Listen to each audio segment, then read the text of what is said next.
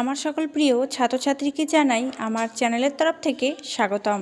তো স্টুডেন্ট, আজকে আমি আলোচনা করব তোমরা যারা কোচবিহার পঞ্চানন বর্মা ইউনিভার্সিটির আন্ডারে পড়াশোনা করছো, তোমাদের সিবিসিএস 6 সেমিস্টারের স্টুডেন্ট যারা আছো, যাদের রয়েছে ডিএসই হিস্ট্রি, তোমাদের জন্য আজকের এই ভিডিওটি অতি গুরুত্বপূর্ণ। আজকে আমি সাজেশান নিয়ে আলোচনা করব 2024-এর। অনেকে কমেন্ট করছিলে সাজেশানের জন্য, প্রচুর কমেন্ট আসছে ডিএসসি হিস্ট্রি, সোসিওলজির জন্য। তো আমি অলরেডি সোসিওলজি সাজেশানটা প্রোভাইড করে দিয়েছি। আজকে আমি আলোচনা করব হিস্ট্রি, ডিএসসি হিস্ট্রি। তো তোমরা ভিডিওটি শেষ পর্যন্ত দেখবে। চ্যানেলে নতুন হয়ে থাকলে চ্যানেলটি সাবস্ক্রাইব করে পাশে থাকবে, তাহলে তুমি নিত্য নতুন ভিডিও সকলের আগে পেয়ে যাবে। তো আজ প্রথমে আমি 15 মার্কের, তারপরে 10 মার্কের, তারপরে 5 মার্কের প্রশ্ন আলোচনা করছি। তো দেখতে থাকো। এখানে 1 নম্বরে কি বলছে? 15 মার্কের, ভার্সাই চুক্তির শর্তাবলী আলোচনা করো। ইহা কি কঠোর ও আরোপিত শান্তি চুক্তি ছিল? নেক্সট, জার্মানিতে নাৎসিবাদের উত্থান আলোচনা করো। তারপর দ্বিতীয় বিশ্বযুদ্ধের কূটনীতিক পটভূমি আলোচনা করো।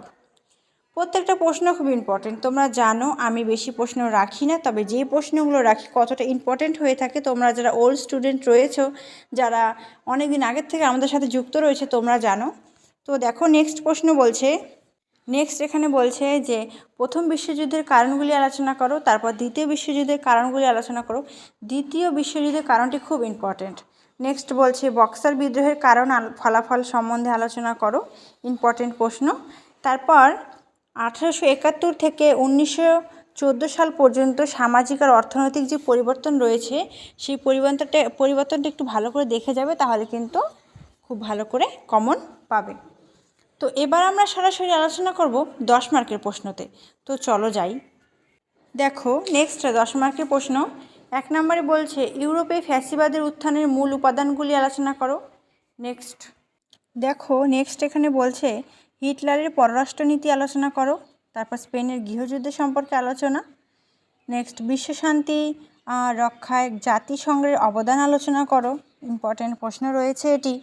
তারপর রয়েছে জাতিসংঘের ব্যর্থতার কারণ। তারপর উইলসনের 14 দফা নীতি বা 14 দফা শর্ত যে রয়েছে সেটা ভেরি ভেরি ইম্পর্টেন্ট। রাশিয়ান বিপ্লব ইম্পর্টেন্ট। একনায়কতন্ত্র সম্পর্কে পড়বে, এটা 5 মার্কের জন্যও আসতে পারে। তারপর 1919 থেকে 1939 পর্যন্ত যে অর্থনৈতিক ও সামাজিক পরিবর্তনটা আমরা লক্ষ্য করতে পারি, বা যে বিষয়গুলি এখানে ফুটে উঠেছে, সেটা কিন্তু একটু ভালো করে পড়বে। এই প্রশ্নটাও খুব ইম্পর্টেন্ট রয়েছে। তো এবার আমরা সরাসরি যাব 5 মার্কের প্রশ্নতে, যে 5 মার্কের প্রশ্ন থেকে আমাদের কোন কোন প্রশ্নগুলি পড়তে হবে। 5 মার্কের প্রশ্ন কিছুটা কম রেখেছি, কারণ 10 মার্কের এবং 15 মার্কের থেকে কিছু প্রশ্ন তোমরা 5 মার্কের জন্য পেয়ে যাবে। তো চলো দেখি। দেখো, এখানে বলছে 5 মার্কের ত্রিপল আঁতাত কীভাবে গঠিত হয়েছিল। তারপর ভার্সাই সন্ধির তাৎপর্য কী, ফ্যাসিবাদ কী, নাৎসিবাদ কী, প্যারিসের শান্তি সম্মেলন সম্পর্কে যা যেন লেখো, চৌঠা মে আন্দোলন সম্পর্কে যা যেন লেখো। তো এই প্রশ্নগুলি খুব ইম্পর্টেন্ট রয়েছে। কোনো একটি ভিডিওতে আমি তোমাদের 1 মার্কের প্রশ্ন আলোচনা করে দেব। তো ততক্ষণ তোমরা খুব ভালো করে পড়াশোনা করো। পরীক্ষার বেশি দিন নেই, একটু ভালো করে অবশ্যই পড়তে হবে। এটা লাস্ট সেমিস্টার, এই সেমিস্টারে কোনোভাবে ব্যাক পেপার আনা যাবে না। তো একটু ভালো করে অবশ্যই পড়বে। কোনো প্রশ্ন উত্তরের কোনো সমস্যা হলে অবশ্যই কিন্তু কমেন্ট করে জানাবে। আমরা সাথে রয়েছি সর্বদা। Thanks for watching.